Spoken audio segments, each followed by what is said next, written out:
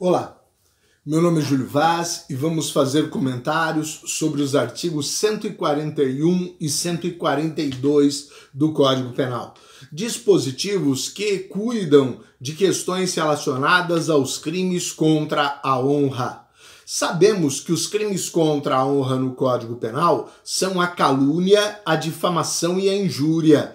E a calúnia encontra-se no artigo 138, a difamação no artigo 139 e a injúria no artigo 140. Os artigos 141 e 142 cuidam de disposições aplicáveis a estas práticas criminosas e justamente a elas nós vamos direcionar os nossos comentários.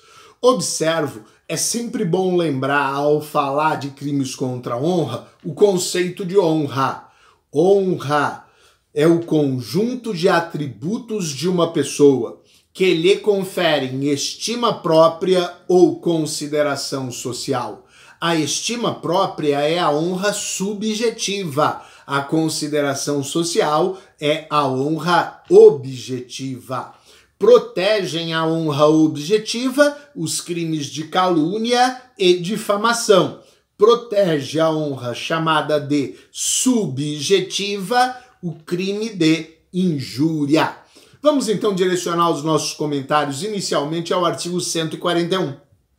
O artigo 141 nos traz circunstâncias específicas de aumento de pena aplicáveis aos crimes contra a honra. Segue com o nome disposições comuns. A gente vai observar que nós temos duas possibilidades de aumento em quantidade diferenciadas. Nós temos os incisos previstos em relação ao caput do artigo 141, onde há a previsão do aumento de 1/3 da pena. E temos na figura do parágrafo único a possibilidade do aumento do dobro da pena.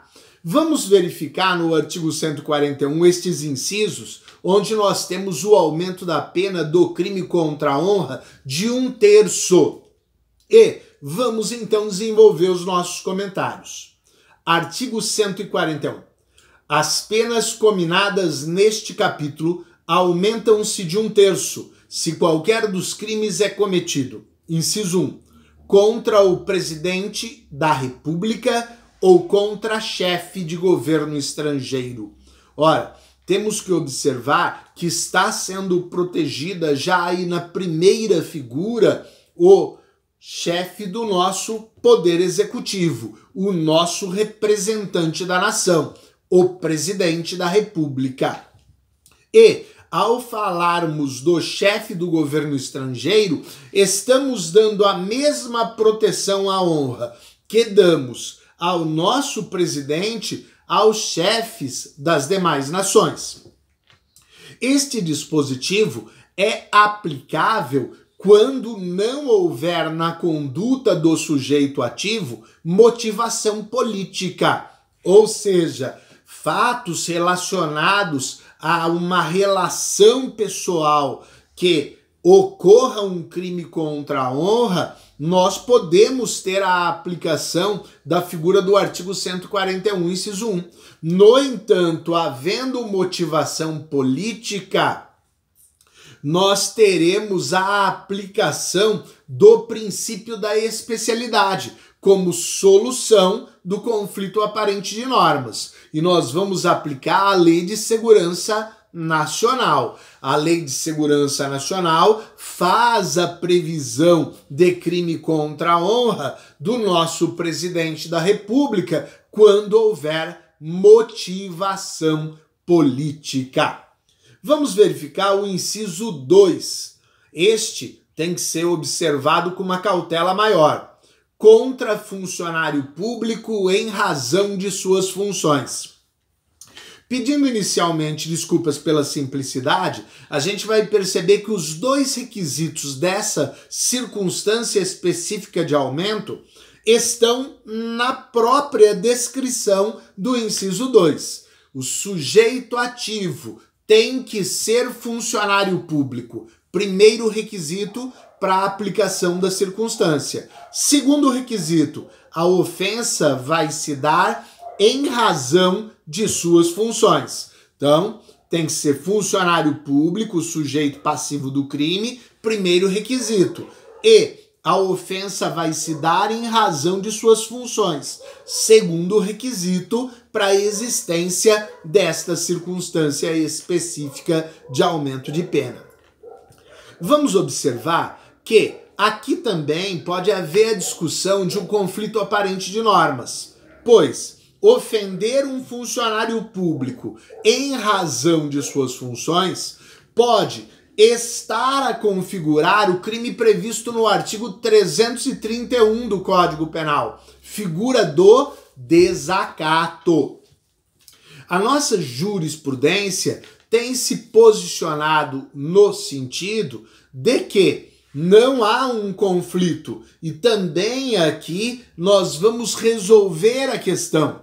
Posição adotada não só pela jurisprudência como pela doutrina, que para a prática do desacato, esta ofensa ao funcionário público em razão de suas funções terá que se dar na presença do funcionário público. Ocorrendo na presença do funcionário público, a gente tem a prática do desacato, onde há um menosprezo à administração pública.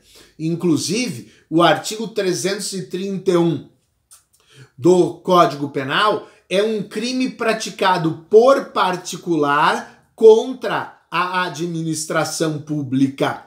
Então, um crime em que o bem jurídico tutelado é a honorabilidade da administração, é o respeito à administração pública. Para que a gente possa, então, ter a figura do inciso 2 do artigo 141 em um crime contra a honra, aplicando-se o Código Penal, não haverá a presença do sujeito ativo em relação ao sujeito passivo. Ou seja, esta ofensa poderá ser feita através de um contato telefônico, esta ofensa poderá ser feita por uma mensagem eletrônica ou poderá ser feita por uma carta escrita. Mas, se houver a presença, o crime será o de desacato. A gente pode observar ainda com os senhores que estas duas figuras que nós verificamos, elas envolvem uma exceção, tanto no caso do inciso 1 como do inciso 2 do artigo 141, envolvem uma exceção à regra aplicada de ação penal nos crimes contra a honra. Nos crimes contra a honra, a regra é uma ação penal privada, mas quando tivermos as hipóteses destas duas circunstâncias aqui mencionadas, teremos uma ação penal pública condicionada. Ação penal é um tema lá do artigo 145 do Código Penal e nós vamos tratar especificamente do artigo 145, falando nossos comentários sobre ação penal. Vamos verificar então agora o inciso 3 do artigo 141. Na presença de várias pessoas ou por meio que facilite a divulgação da calúnia, da difamação ou da injúria. Nessa modalidade do inciso 3, podemos separar duas situações. Na presença de várias pessoas, através do processo lógico de interpretação, doutrina apoiada posteriormente pela jurisprudência, estabeleceram que várias pessoas significa no mínimo 3 pessoas. Como isto se dá? Através da observância das citações feitas na lei. Observo, quando a lei quer falar de no mínimo 2 pessoas, ela fala de 2 ou mais pessoas. Adotado este critério, entendeu-se que várias pessoas, para a existência da circunstância específica de aumento de pena nos crimes contra a honra será de no mínimo 3 pessoas. Ou por meio que facilite a divulgação da calúnia, da difamação ou da injúria. Ora, pelo meio do rádio, pelo meio de um programa de TV, pelos jornais. Ora, mas isso não seria um crime de imprensa?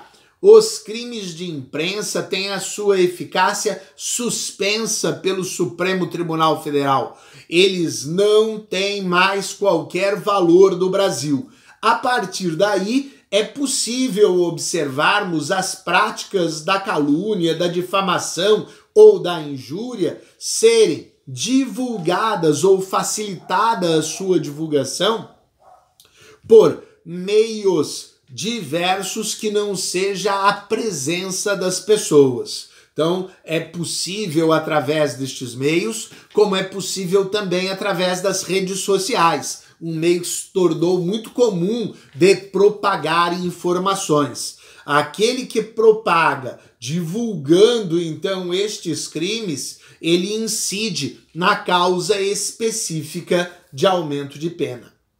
Temos ainda a figura do inciso 4 no artigo 141, que diz assim: contra pessoa maior de 60 anos ou portadora de deficiência, exceto no caso de injúria.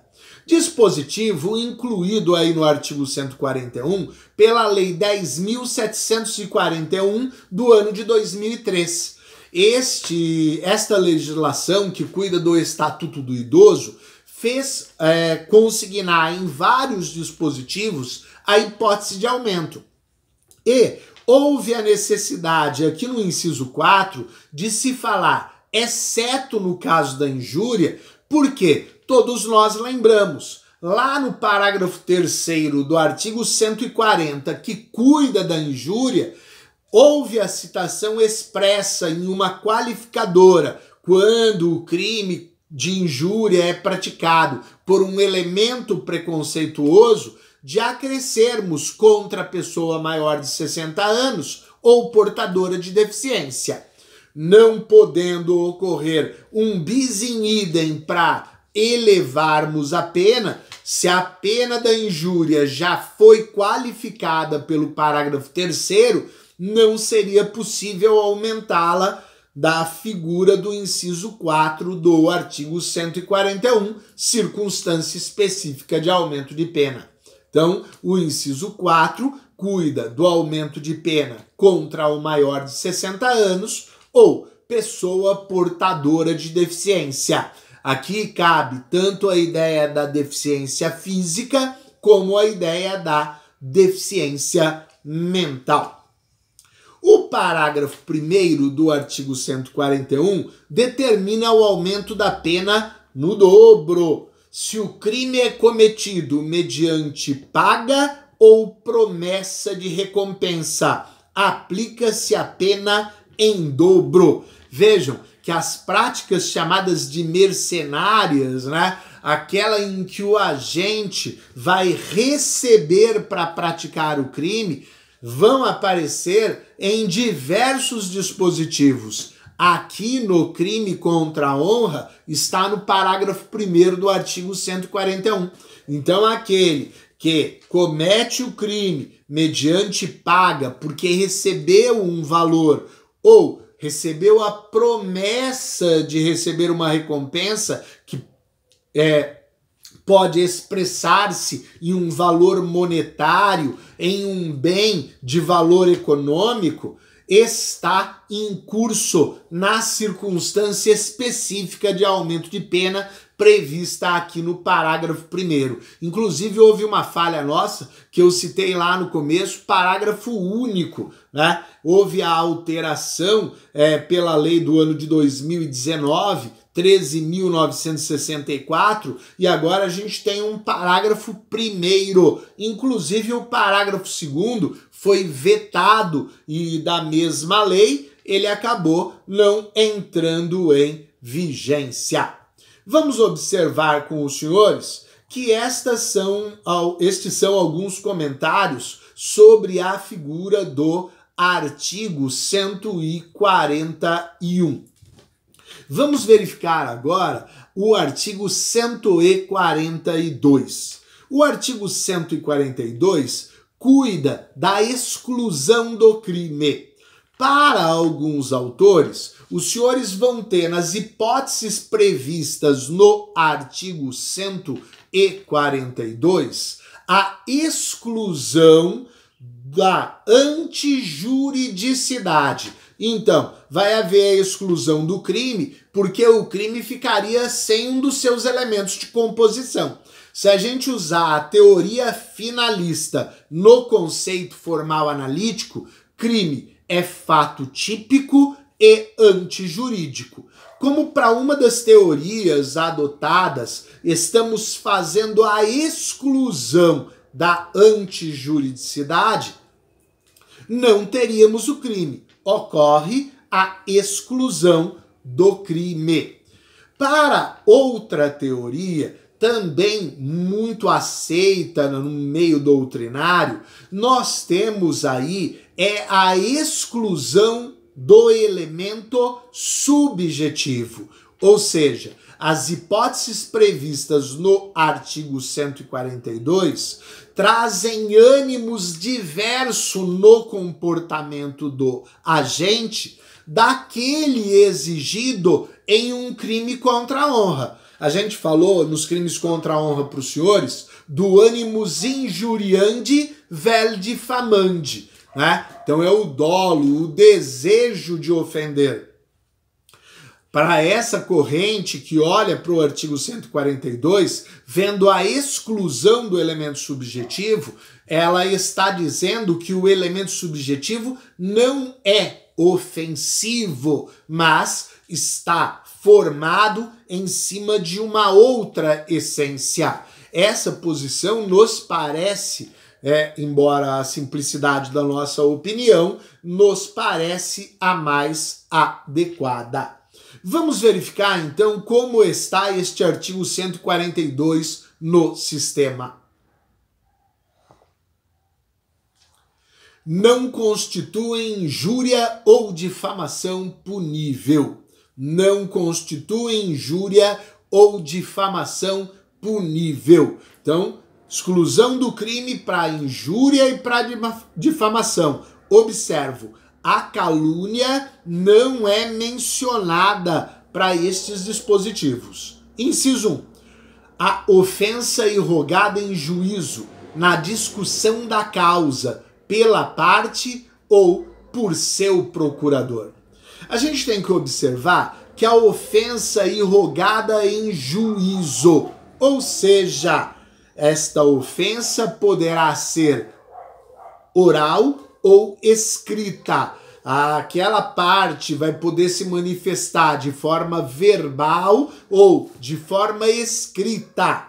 Na discussão da causa, vai ter que ter nexo causal, ou seja, está ligado àquele processo, àquela ação judicial que se desenvolve pela parte. Ora, pode ser o autor, pode ser o réu, pode ser o litisconsorte, pode ser o Ministério Público, pode ser o assistente, qualquer das partes envolvidas no processo estará mencionada dentro desta figura do inciso 1, inclusive o procurador. Então, também o procurador, como as partes, na discussão relacionada à causa, podem proferir injúria ou difamação e não vai constituir estas práticas criminosas contra a honra o seu comportamento. Vamos observar que aqui o ânimos não é de ofender, o ânimos é defendende, é as alegações feitas em defesa, para a defesa, quando proferidas pelo procurador. Então o ânimos aqui não é um ânimos ofensivo, mas é um ânimos de defesa. A parte quer defender-se. visa que a gente assegure a maior possibilidade de defesa, a mais ampla possibilidade de defesa para as partes, inclusive através de seu procurador. Um tema discutido nesta questão é se a ofensa, injúria ou difamação irrogada contra o juiz da causa, se está acobertado aquele que fez esta ofensa pela figura do inciso 1 do artigo 142. A posição jurisprudencial é de que não está o juiz entre as pessoas que podem ser atingidas pela injúria ou pela difamação nesta prática onde há o animus defendendi.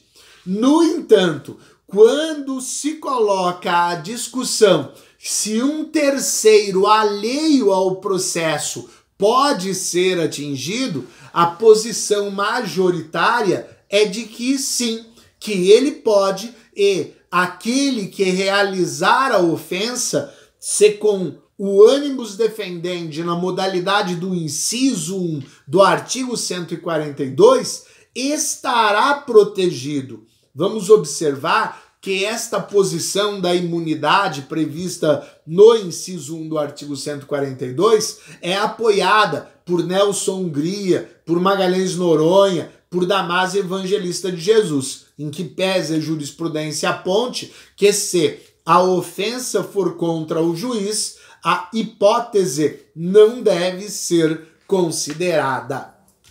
Devemos lembrar do Estatuto da Ordem dos Advogados do Brasil, que é portador de inúmeros direitos, né? A Lei 8.906 do ano de 1994, que deve sempre ser observada nestas questões, sendo que no artigo 7º, parágrafo 2º, apresenta um rol de direitos daquele que atua na advocacia. Vamos passar a fazer então algum comentário sobre a figura do inciso 2 do artigo 142. A opinião desfavorável da crítica artística ou da crítica literária, artística ou científica, salvo quando inequívoca a intenção de injuriar ou difamar. Imaginem os senhores ter que fazer uma crítica literária, artística ou científica e estar submetido à possibilidade de responder pelas práticas da injúria ou da difamação. O crítico, ele não quer menosprezar aquele que é atingido por seu trabalho, mas ele quer cooperar dando a sua opinião para que aquilo que está sendo produzido de forma literária, de forma artística, de forma científica, possa ser melhorado.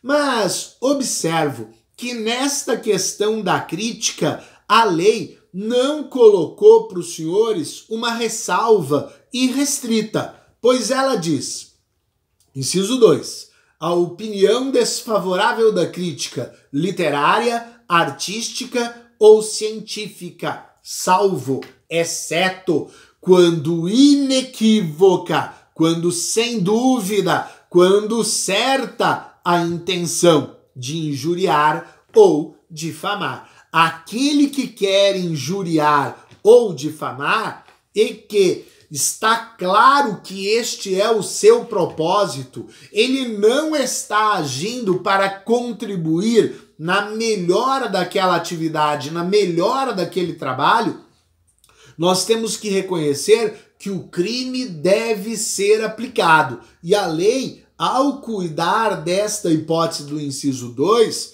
não colocou uma ressalva irrestrita, limitando e deixando claro, se há o ânimos de ofender, deve responder pelo crime.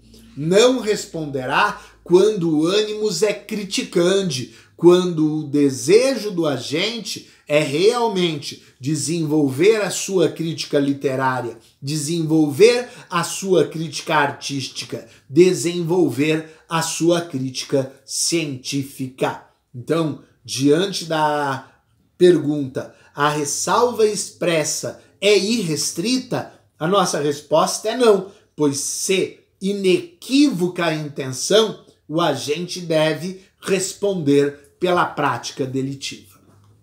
O inciso 3 nos traz o animus narrandi, e ele vem com a seguinte descrição: o conceito desfavorável, emitido por funcionário público, em apreciação ou informação que preste no cumprimento de dever de ofício.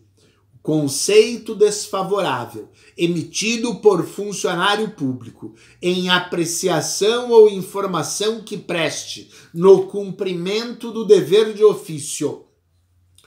Estamos falando do animus narrandi, estamos observando aí uma imunidade funcional. O funcionário público no seu dever de ofício. Então, ele tem que ter a liberdade para narrar, para informar aquilo que ele está presenciando, está constatando. Ele, aqui na discussão daquelas correntes, a primeira delas, que fala da exclusão da antijuridicidade, cita que o funcionário público aqui estaria agindo em estrito cumprimento do dever legal. Observamos. Poderia até utilizar atividades que desempenho como exemplo, imaginando um delegado de polícia corregedor que vai a uma unidade policial para fazer uma correição. E no seu relatório sobre esta correição, ele vai falar da falta de cuidado do administrador daquela unidade, vai falar da sujeira no local, vai falar da falta de atenção com algum procedimento. Ele estará produzindo naquele ato críticas que podem sentir-se como ofensivas, mas se ele não tiver esta imunidade funcional, ele não poderá descrever a situação conforme ele efetivamente encontrou. Vamos observar com os senhores, aqui no inciso 3, não há ressalva.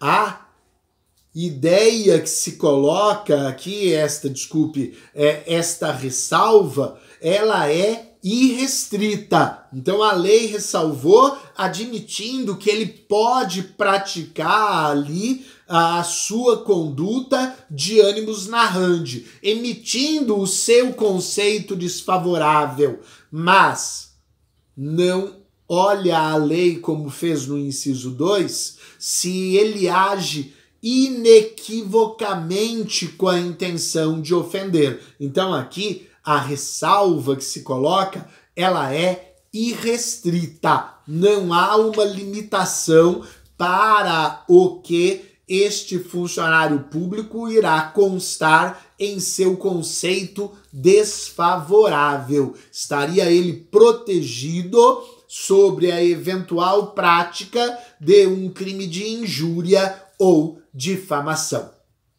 Nessa temática, muito se discute a questão do vereador no exercício de suas atividades na palavra. Ora, se a gente observar o artigo 142, inciso 3, a gente vai ver que o vereador já estava protegido pelo Código Penal no que se refere às práticas da injúria e da difamação. Mas o dispositivo mencionado não abrange a hipótese da calúnia. Então a gente vai observar a Constituição Federal. Artigo 29. O município reger-se-á por lei orgânica, votada em 2 turnos, com interstício mínimo de 10 dias e aprovada por 2/3 dos membros da Câmara Municipal, que a promulgará, atendidos os princípios estabelecidos nesta Constituição, na Constituição do respectivo Estado, e os seguintes preceitos. Inciso 8 é o que nos interessa. Inciso 8.